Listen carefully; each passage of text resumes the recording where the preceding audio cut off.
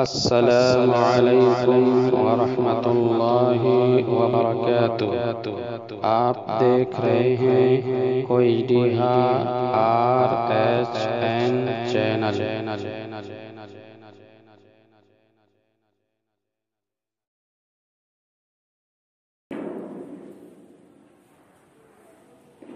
بسم الله الرحمن الرحيم إن الحمد لله نحمده ونستعينه ونستغفره ونعوذ بالله من شرور أنفسنا ومن سيئات أعمالنا من يهده الله فلا مضل له ومن يضلل فلا هادي له وأشهد أن لا إله إلا الله وحده لا شريك له وأشهد أن محمدًا عبده ورسوله يا أيها الذين آمنوا اتقوا الله حق تقاته ولا تموتن إلا وأنتم مسلمون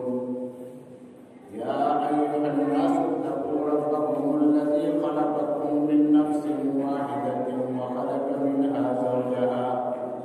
وبث منهما رجالا كثيرا ونساء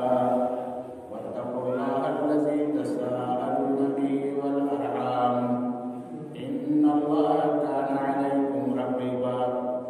يا أيها الذين آمنوا اتقوا الله وقولوا قولا سديدا يصلح لكم أعمالكم ويغفر لكم ذنوبكم ومن يطع الله ورسوله فقد فاز فوزا عظيما أما بعد فإن خير الحديث كتاب الله وخير الهدي هدي محمد صلى الله عليه وسلم وشر الأمور محدثاتها وكل محدثة بدعة وكل بدعة ضلالة وكل ضلالة في النار فأعوذ بالله من الشيطان الرجيم بسم الله الرحمن الرحيم يا أيها الذين آمنوا أنفقوا مما رزقناكم من قبل أن يأتي يوم لا بيع فيه ولا خلة رب اشرح لي صدري ويسر لي أمري واحلل عقدة من لساني يفقهوا قولي سبحانك لا علم لنا إلا ما علمتنا إنك أنت العليم الحكيم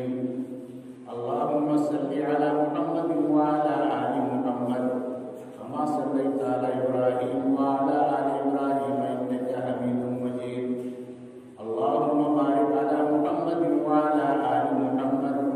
كما باركت على إبراهيم وعلى آل إبراهيم إنك حميد مجيد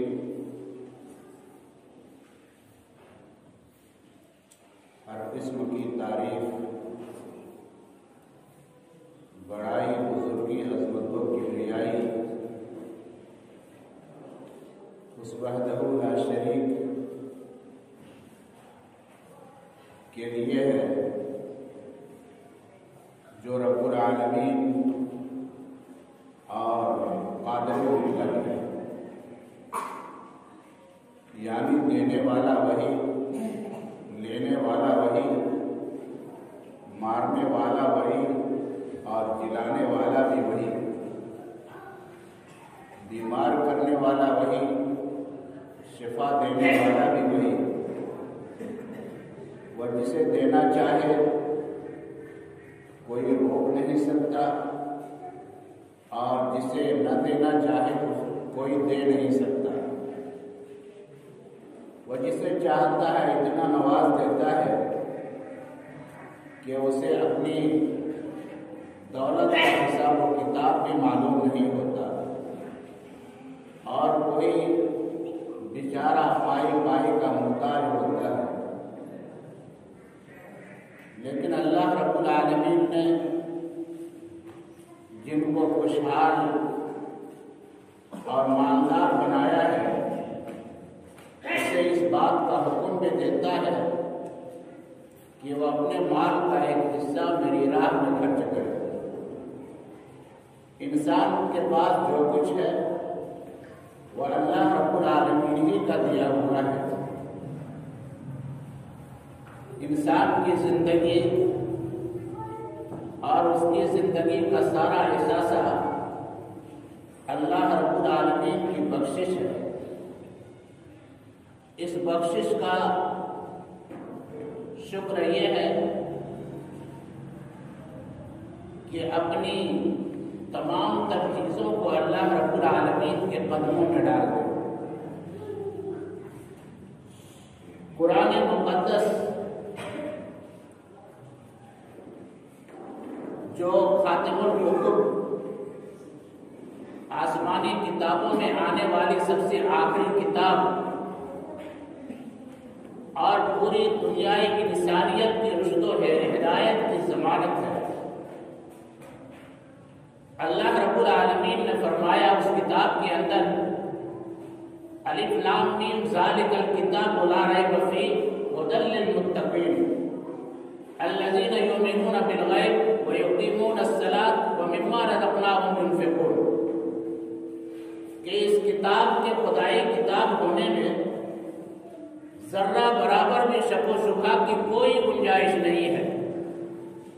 یہ منزل من اللہ ہے، اللہ کی طرف سے نازل کردہ کتاب ہے، اور اس کتاب سے ہدایت صرف ان لوگوں کو ملا کرتی ہے جو متقی اور پرہیزگار ہیں. آئیے ہم دیکھتے ہیں کہ متقی کن کو کہا جاتا ہے. اللہ رب العالمین آگے ارشاد فرماتا ہے الذین یؤمنون بالغیب ویقیمون الصلاۃ ومما رزقناہم ينفقون. متقی وہ لوگ ہیں جو غیب پر ایمان رکھتے ہیں، جو نمازوں کے پابند ہیں، اور جو رزق ہم نے دے رکھا ہے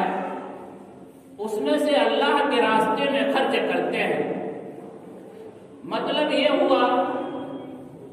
جو بلا دیکھے ایمان نہ لائے، جو نمازوں کا پابند نہ ہو، جو سرپرست اور ایسا تنگ دل ہو کہ اللہ کے راستے میں خرچ کرنے پر آمادہ نہ ہوتا ہو، تو ایسے لوگوں کو قرآن سے ہدایت نہیں ملا کرتے ہیں. بخاری شریف کی روایت کے مطابق حضرت عبداللہ بن مسعود رضی اللہ تعالیٰ عنہ روایت کرتے ہیں کہ نبی اکرم صلی اللہ علیہ وسلم نے ایک موقع پر صحابہ کرام رضوان اللہ علیہ اجمعین سے فرمایا کہ ایکم مالہ احب الیہ من مال وارثہ. تم میں کا کون ایسا شخص ہے جن کو اپنا مال اپنے وارث کے مال سے زیادہ محبوب، اپنے وارث کے مال سے زیادہ پسندیدہ ہو؟ صحابہ کرام نے عرض کیا اللہ کے رسول، ہم میں کے تو سارے لوگ ایسے موجود یہاں پر ہیں جن کو اپنا مال اپنے وارث کے مال سے کہیں زیادہ محبوب ہے، کہیں زیادہ پسند ہے. آپ نے فرمایا کہ علم ما تقولون، سوچ سمجھ کر کے بولو، اچھی طرح سے سوچ لو کہ تم کیا بول رہے ہو. صحابہ کرام نے کہا کہ اللہ کے رسول واقعی ہمارا یہی حال ہے. ہم نے کہا ہر شخص ایسا یہاں پر موجود ہے جن کو اپنا مال اپنے وارث کے مال سے بھی زیادہ محبوب ہے، زیادہ پسندیدہ ہے. اللہ کے نبی صلی اللہ علیہ وسلم نے فرمایا کہ انما مال احدکم ما تقدم، تمہارا مال وہ ہے جو تم نے پہلے بھیج دیا ہے آخرت کی کامیابی کے لیے، آخرت میں نجات حاصل کرنے کے لیے، آخرت میں بلند بالا مقام حاصل کرنے کے لیے، آخرت میں وقار اور عزت کی دولت حاصل کرنے کے لیے. وَمَالُ وَارِثِهِ مَا تَأَخَّرَ، اور جو تم نے گھر میں رکھا ہے، گھر کے تجوریوں میں، بینک کا بیلنس تم نے جو جمع کر کے رکھا ہے، زمین و جائیداد کی صورت میں بنا کر کے رکھا ہے، زور و ظواہرات کی صورت میں جو تم نے اپنے گھروں میں موجود رکھا ہے، یہ تو تمہارا مال نہیں ہے، یہ تمہارے وارث کا مال ہے. اللہ کے نبی صلی اللہ علیہ وسلم نے کتنے حسین اور بہتر انداز میں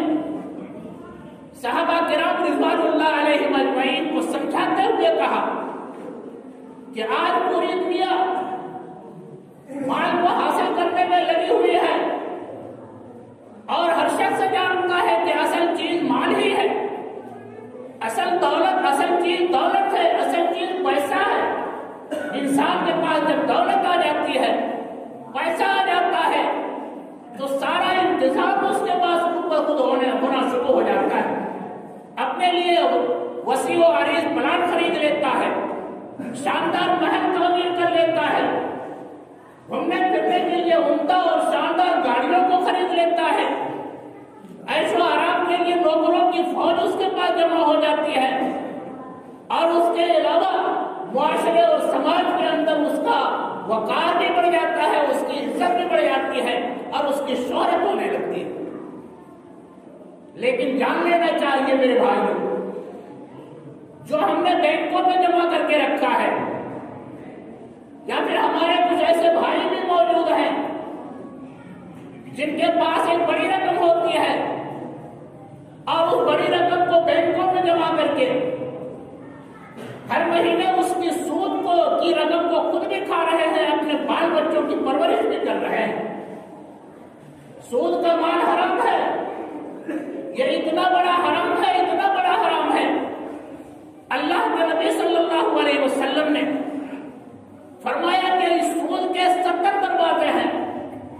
اور اس کا سب سے کم اور سب سے ہلکا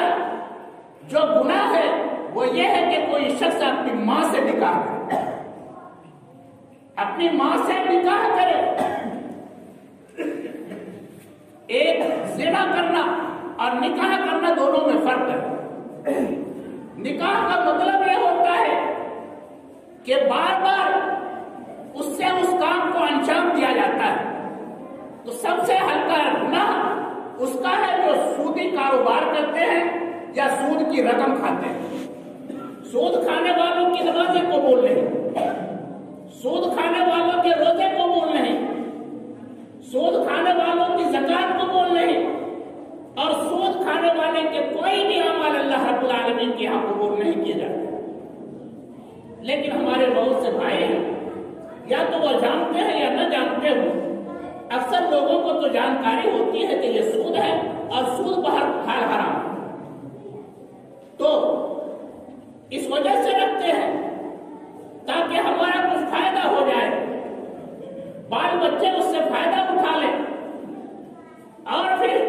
دنیا کی زندگی میں ہمارے لیے کوئی تکلیف نہ ہو۔ لیکن یہاں کی تکلیف کو کیا کہنا، یہاں کی تکلیف کو کیا دیکھنا۔ اصل تو ہمارے دل کے اندر یہ شعور بیدار ہونا چاہیے کہ ہمارے بال بچے اگر یہاں کوئی پریشانی اٹھا لیتے ہیں تو کوئی مظاہرے کی بات نہیں ہے، لیکن ہم اپنے بال بچوں کو حشر کے میدان میں پریشان ہوتا ہوا دیکھنا نہیں چاہتے۔ ہم میں کا کوئی ایسا شخص نہیں ہے جو یہ چاہتا ہو کہ ہمارے بال بچے پریشان رہے یا دکھ و مصیبت میں مبتلا رہے۔ تو دنیاوی زندگی کو بنانے اور سنوارنے کے لیے ہم جائز و ناجائز، حلال و حرام کی تمیز کو چھوڑ دیتے ہیں، خود بھی استعمال کرتے ہیں، بال بچوں کی بھی پرورش کر رہے ہیں، اور اسی سودی کاروبار کو یا سودی بیلنس کو چھوڑ کر کے آپ مر جاتے ہیں۔ سلسلہ اس کا چل رہا ہے، بال بچے اس رقم کو استعمال کر رہے ہیں، تو آپ جانیے کہ لگاتار آپ کو اس کا گناہ مل رہا ہے۔ دنیا سے چلے گئے ہیں، جانے کے بعد بھی اس کا گناہ آپ کو ملے گا۔ آپ کے نامہ اعمال میں وہ گناہ لکھا جائے گا اور آپ کو اس کی سزا ملتی رہے گی۔ آپ کو اس گناہ کا جرم جو ہوگا، اس جرم کی جو سزا ہوگی، اس سزا کو بہرحال آپ کو بھگتنی پڑے گی۔ تو انسان نے جو مال جمع کر کے رکھا ہے وہ اس کا نہیں ہے، اس کے وارثین کا ہے۔ اپنی زندگی میں جو خرچ کر ڈالا ہے، اللہ کے راستے میں دے دیا ہے، غریبوں، مسکینوں، یتیموں، بیواؤں اور حاجت مندوں کی خبر یہی کر لی ہے، وہی اس کا اصل مال ہے۔ جو اس نے کھایا پیا، جو اس نے پہنا اوڑھا اور جو اس نے اللہ کے راستے میں خرچ کیا وہ اس کا اپنا مال ہے۔ باقی جو بھی مال ہم چھوڑ کر کے جائیں گے، چاہے وہ ہمارا بینک بیلنس ہو، چاہے وہ ہماری زمین و جائیداد ہو، چاہے عالیشان ہمارا محل ہو، یا عمدہ اور بہترین کاریں اور گاڑیاں ہوں، چاہے نوکروں کی فوج ہو، یہ ساری چیزیں دھری کی دھری رہ جائیں گی۔ کوئی ایسا شخص نہیں ہے جو ان چیزوں کو لے کر کے جاتا ہے، لے کر وہی جاتا ہے جو دنیا کی زندگی میں آخرت کے لیے انہوں نے بھیجا۔ تو اللہ کے نبی نے فرمایا کہ تمہارا اصل مال وہی ہے جو تم نے پہلے بھیج دیا ہے، یعنی آخرت میں پہنچنے سے پہلے تم نے اس کو ٹرانسفر کر دیا ہے اور اس کو بھیج دیا ہے اللہ کی رضا اور اس کی خوشنودی کی خاطر۔ بخاری شریف کی روایت کے مطابق اللہ کے نبی صلی اللہ علیہ وسلم پر جب اس آیت کریمہ کا نزول ہوا، لن تنالوا البر حتى تنفقوا مما تحبون، کہ تم اللہ رب العالمین کے یہاں بلند بالا مقام اور مرتبے کو حاصل نہیں کر سکتے ہو جب تک کہ تم اپنے محبوب شے اور اپنی محبوب چیز کو اللہ کے راستے میں قربان نہ کر دو، اللہ کے راستے میں خرچ نہ کر دو۔ حضرت ابو طلحہ رضی اللہ تعالیٰ عنہ جو ایک جلیل القدر صحابی ہیں، نبی اکرم صلی اللہ علیہ وسلم کے پاس دوڑے ہوئے جاتے ہیں اور کہتے ہیں کہ اللہ کے نبی، اللہ رب العالمین نے تو یہ فرمایا کہ کوئی تم نے کا وہ مقام اور مرتبہ اللہ رب العالمین کے یہاں عزت و وقار کو حاصل نہیں کر سکتا ہے جب تک کہ اپنی محبوب چیز کو اللہ کے راستے میں خرچ نہ کرے۔ میری سب سے محبوب چیز جو ہے وہ ہمارا بیرہا باغ ہے، میں اس باغ کو اللہ رب العالمین کے راستے میں خیرات کرتا ہوں، اللہ کے راستے میں قربان کرتا ہوں۔ آپ اسے قبول کر لیجیے۔ اللہ کے نبی صلی اللہ علیہ وسلم نے اسے قبول کر لیا۔ میرے محترم بھائیوں، جن لوگوں کے اندر آخرت میں پانے کا جذبہ ہوتا ہے، دنیا میں پانے کا جذبہ ہوتا ہے، وہ اللہ کے راستے میں خرچ کرنے سے نہیں ڈرتے۔ آج تو ہمیں اس بات کا خدشہ اور ڈر لگا رہتا ہے کہ ہمارے پاس جو رقم ہے خرچ کر دیں گے تو اتنا ہمارا گھٹ جائے۔ ہم نے کبھی یہ نہیں سوچا یہ مال آیا کہاں سے، کس نے دیا، اور یہ صلاحیت ہمارے اندر کس نے پیدا کی جو اس مال کو ہم حاصل کر سکیں۔ اللہ نے ہمیں زبان دیا، ہم اس سے بول رہے ہیں، اللہ نے ہمیں آنکھیں دی، ہم اس سے دیکھ رہے ہیں، اللہ نے ہمیں دل و دماغ دیا ہے، ہم اس سے سوچ اور سمجھ رہے ہیں، اللہ نے ہاتھ پاؤں دیا ہے، اس سے سب کچھ کام انجام دے رہے ہیں۔ یہ کس نے دیا؟ اللہ رب العالمین نے دیا، اور اللہ رب العالمین خود کہہ رہا ہے کہ تم میرے راستے میں خرچ کرو، تم جتنا خرچ کرو گے کئی گنا بڑھا کر کے ہم تمہیں عنایت کریں گے، کئی گنا بڑھا کر کے ہم تمہیں دیں گے۔ لئن شکرتم لأزیدنکم، تم میرے راستے میں خرچ کرو، میرا شکر ادا کرو اس چیز پر جو ہمارا فضل تمہیں حاصل ہوا ہے۔ ہم تمہارے مال و دولت کو، ہم تمہارے صحت و توانائی کو، ہم تمہارے عزت و وقار کو اور زیادہ بڑھا دیں۔ تو یہ یقین ہمارے دلوں کے اندر ہونا چاہیے۔ جن صحابہ کرام رضوان اللہ علیہم اجمعین کے اندر یہ یقین اور یہ جذبہ اور اللہ کے وعدوں پر پورا اور پکا یقین تھا، وہ اللہ کے راستے میں خرچ کرنے سے نہیں چوکتے تھے، بلکہ اپنا سب کچھ اللہ کے راستے میں قربان کر دیتے تھے۔ یقین تھا کہ اللہ رب العالمین ہمیں دنیا میں بھی دے گا اور آخرت بھی اللہ رب العالمین ہماری سوار دے گا۔ نبی کریم صلی اللہ علیہ وسلم جب نبوت ملی اور آپ نے اللہ رب العالمین کا پیغام دنیا کے لوگوں کے سامنے پیش کیا، سارے لوگ آپ کے دشمن ہو گئے، چاہے وہ گھر اور خاندان کے لوگ ہوں، رشتے اور کنبے کے لوگ ہوں، یا پھر آپ سے دور کا رشتہ یا پھر کہیں دوسری جگہ کے رہنے والے لوگ، سارے لوگ آپ کے دشمن ہو گئے۔ یہاں تک کہ آپ کو اور آپ کے ساتھیوں کو ستانے کے لیے اور انہیں تکلیف پہنچانے کے لیے انہوں نے کوئی کمی اور کوئی کسر باقی نہیں چھوڑی۔ صحابہ کرام رضوان اللہ علیہم اجمعین جنہوں نے اللہ کے نبی صلی اللہ علیہ وسلم پر ایمان لایا تھا، ایک وقت ایسا آیا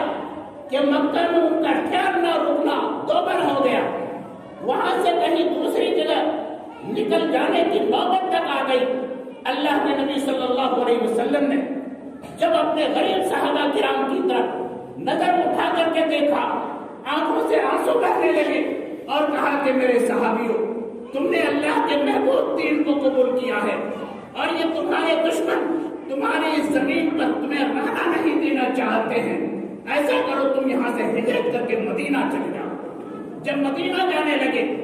یہ غریب لوگ ان کے مال کو، ان کی دولتوں کو چھین لیا گیا۔ کہنے لگا کہ اے صاحب، یہ مال اور دولت تم نے اس زمین پر رہ کر کے حاصل کیا ہے اور تمہیں ہرگز اس بات کی اجازت نہیں دی جاتی ہے کہ تم ان مال و دولت کو لے کر کے کہیں دوسری جگہ جا سکو۔ مال و دولت کو چھین لیا، کاروبار کو تہس نہس کر دیا، بیویاں چھین لی گئی، بیٹے اور بیٹیاں چھین لی گئی، اولاد چھین لی گئی، نہتے اور خالی ہاتھ جانے پر مجبور ہو گئے۔ کسی کے جسم پر ایک جوڑا کپڑا، کسی کے پاس 2 جوڑا کپڑا، انہیں کپڑوں کو لے کر کے اللہ رب العالمین کی رضا کی خاطر مدینہ کی طرف کوچ کر گئے، مدینہ تشریف لے جانے لگے۔ اور کچھ ایسے بھی صحابہ کرام تھے، جب جانے لگے تو ان کی بیویاں تو چھین ہی لیا، اولادیں چھین لی، ان کی دولت کو بھی چھین لیا اور ان کے جسموں پر جو کپڑے تھے ان کپڑوں تک کو بھی اتار لیا۔ یہ مجبور اور غریب صحابہ اپنی شرمگاہوں کو ڈھانکنے کے لیے ٹانٹوں اور بوریوں کا سہارا لیا اور بوریوں اور ٹانٹوں سے اپنی شرمگاہوں کو ڈھانک کر کے کسی طرح مدینہ تشریف لے گئے۔ وہاں جب پہنچے، نبی اکرم صلی اللہ علیہ وسلم نے صحابہ کرام کی حالت زار کو دیکھا، ایسی حالت کہ کہنے کے لائق نہیں۔ وہاں پر یہودیوں کا ایک عجب اور ایک اور الگ سے حملہ ہوتا ہے۔ جب دیکھا کہ بہت سارے لوگ اللہ کے نبی صلی اللہ علیہ وسلم پر ایمان لا رہے ہیں، تو انہوں نے ان کا اپنا سارا معاملہ ان سے روک لیا اور ان کا بائیکاٹ کر دیا۔ کاروبار و تجارت میں جو شراکت ان کے ساتھ تھی، اس شراکت کو بھی انہوں نے ختم کر دیا اور اس مدینے کے اندر بھی ان کا جینا دوہر کر دیا، اور صرف معاملہ یہ تھا کہ کسی طرح سے یہ محمد کے دین کو چھوڑ دے اور اپنے باپ دادا کے دین پر پلٹ۔ صحابہ کرام کی طرف نبی اکرم صلی اللہ علیہ وسلم نظر اٹھا کر کے دیکھتے ہیں، آنکھوں سے آنسو جاری ہے ان کی غربت کو، ان کی فاقہ کشی کو اور ان کی مجبوریوں کو دیکھ کر۔ صحابہ کرام جب وہاں پہنچے تھے، کھانے پینے کا کوئی انتظام نہیں تھا، پینے کے لیے شدھ اور اچھا پانی بھی انہیں حاصل نہیں تھا۔ ایک یہودی کے پاس ایک کنواں تھا جسے بیر روما کہا جاتا ہے۔ وہ یہودی اس پانی کو قیمت دے کر کے بیچا کرتا تھا، قیمت لے کر کے بیچا کرتا تھا۔ مجبور ہو کر کے صحابہ کرام کسی طرح سے کچھ پیسے جمع کرتے اور بڑی ہی مجبوری کی حالت میں کچھ پانی خرید کر کے اسی کو پیا کرتے تھے۔ نبی اکرم صلی اللہ علیہ وسلم نے غریب صحابہ کرام کی یہ حالت زار کو دیکھا، مسجد میں بیٹھ گئے، اس مسجد میں جس کو اللہ کے نبی صلی اللہ علیہ وسلم نے بنایا، جس کو آج مسجد نبوی کے نام سے پوری دنیا جانتی ہے۔ عالیشان مسجد نہیں تھی، اس کی دیوار جو تھی یہ اینٹ کی دیوار نہیں، پختہ دیوار نہیں، بلکہ مٹی کی دیوار تھی، اور چھت کے نام پر کھجور کے کھمبے، چھت کے نام پر کھجور کی پتیاں لگا دی گئی تھی، اور کھمبوں کے نام پر کھجور کے درخت کو کاٹ کر کے لگا دیا گیا، اور فرش بالکل کچی تھی۔ اسی کچی فرش پر بیٹھ گئے اور کہا کہ صحابیوں، جن کے پاس جو کچھ ہے جمع کرو، ایک چندہ ہمارے پاس جمع ہو جائے تو ہم اس یہودی سے اس کنویں کے آدھے حصے کو کم سے کم خرید لیں۔ جب یہ خبر حضرت عثمان غنی رضی اللہ تعالیٰ عنہ کو ملتی ہے، حضرت عثمان غنی رضی اللہ تعالیٰ عنہ اٹھ کر کے کھڑے ہو جاتے ہیں اور کہتے ہیں کہ اللہ کے نبی، کسی سے چندہ لینے کی ضرورت نہیں، وہ یہودی اس کنویں کی قیمت جو بھی مانگ رہا ہے میں اپنے جیب خاص سے دینے کے لیے تیار ہوں، میں اس کنویں کو آدھی قیمت میں خریدتا ہوں۔ حضرت عثمان بن عفان رضی اللہ تعالیٰ عنہ نے اس کنویں کے آدھے حصے کو خرید لیا اور مسلمان اس میں سے پانی پینے لگے. غیر مسلم جو آتے تھے، اللہ کے نبی نے کہا کہ کسی کو منع نہ کیا جائے، ہر شخص اس پانی کو لے جائے اور جتنا چاہے اس کو استعمال کرے. جب یہودی نے دیکھا کہ آدھی جو میرے پاس، آدھا حصہ جو اس کا میرے پاس ہے، اس سے ہمارا کوئی فائدہ نہیں، مسلمانوں نے جو اپنا پانی فری کر دیا ہے، اللہ کے نبی کے پاس آیا اور کہنے لگا کہ صاحب ایسا کیجئے کہ ہمارے کنویں کا آدھا حصہ جو بچا ہوا ہے اس کو بھی خرید لیجئے. اللہ کے نبی صلی اللہ علیہ وسلم کے کہنے پر حضرت عثمان بن عفان رضی اللہ تعالیٰ عنہ نے کنویں کے آدھے حصے کو بھی خرید لیا، اللہ کے راستے میں پورے کنویں کو وقف کر دیا اور پھر مسلمان اس سے سیرابی حاصل کرنے لگے اور فائدہ اٹھانے لگے. پھر جب صحابہ کرام رضوان اللہ علیہ اجمعین کی تعداد بڑھتی ہے اور آہستہ آہستہ لوگ بڑھتے جاتے ہیں، دیکھا کہ مسجد اپنے تنگ دامانے کا شکوہ کر رہی ہے، مسجد چھوٹی پڑ گئی ہے، لوگ زیادہ ہو رہے ہیں. اللہ کے نبی پھر اسی مسجد نبوی کی کچی فرش پر بیٹھے اور کہنے لگے کہ صحابیوں، اللہ کے راستے میں چندہ جمع کرو، اللہ کے راستے میں تمہارے پاس جو بھی رقم ہے جمع کرو تاکہ اس مسجد کو کچھ توسیع کر دیا جائے، اسے بڑھا دیا جائے تاکہ لوگوں کو نماز پڑھنے اور لوگوں کو اس میں عبادت کرنے میں کوئی تنگی اور پریشانی محسوس نہ ہو. حضرت عثمان بن عفان رضی اللہ تعالیٰ عنہ پھر اٹھ کھڑے ہوئے اور کہا کہ اللہ کے نبی، اس مسجد کے توسیع میں اور اس کو بڑھانے میں جتنا خرچہ ہوتا ہے میں اپنے جیب خاص سے دینے کے لیے تیار ہوں اور میں اسے اللہ کے راستے میں دینے کے لیے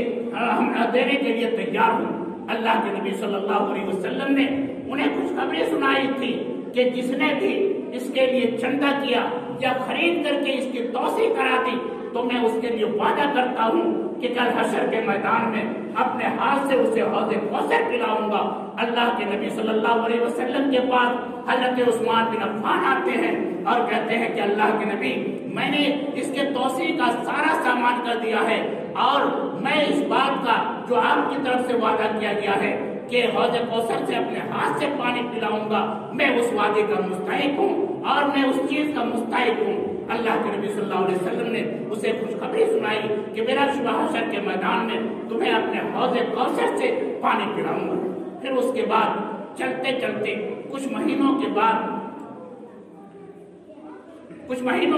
جیسے اسرا کا معاملہ پیش آتا ہے، جنگ تبوک کا معاملہ پیش آتا ہے. اللہ کے نبی صلی اللہ علیہ وسلم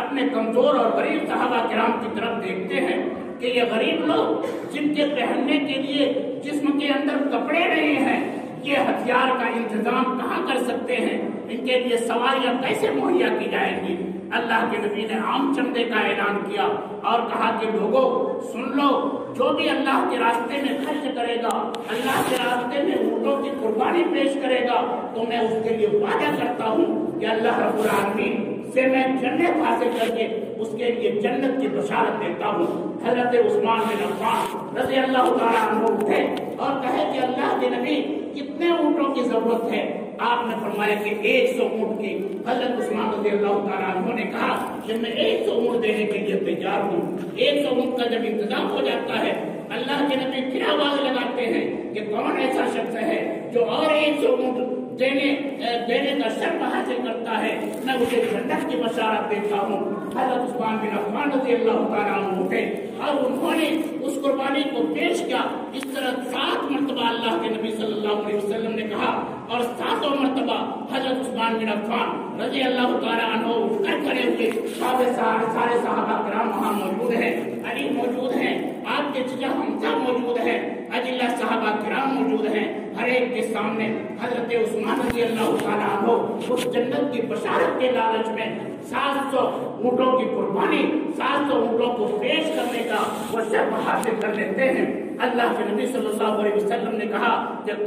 قط یا عثمان اشہد لک بالجنہ، کہ عثمان بس کرو، اب تمہارے اونٹوں کی ضرورت نہیں ہے، خدا کی قسم میں تجھے جنت کی بشارت دیتا ہوں. اس طرح سے حضرت عثمان بن عفان رضی اللہ تعالیٰ عنہ کو اللہ کی جانب سے اللہ کے نبی صلی اللہ علیہ وسلم نے اسی دنیاوی زندگی کے اندر جنت کی بشارت کی، صرف اس بنا پر کہ انہیں جو کچھ بھی مال حاصل تھا انہوں نے اللہ کی رضا اور اس کی خوشنودی کی خاطر اللہ کے راستے میں خرچ کیا تھا، یہاں تک کہ اللہ کے نبی صلی اللہ علیہ وسلم نے کہا کہ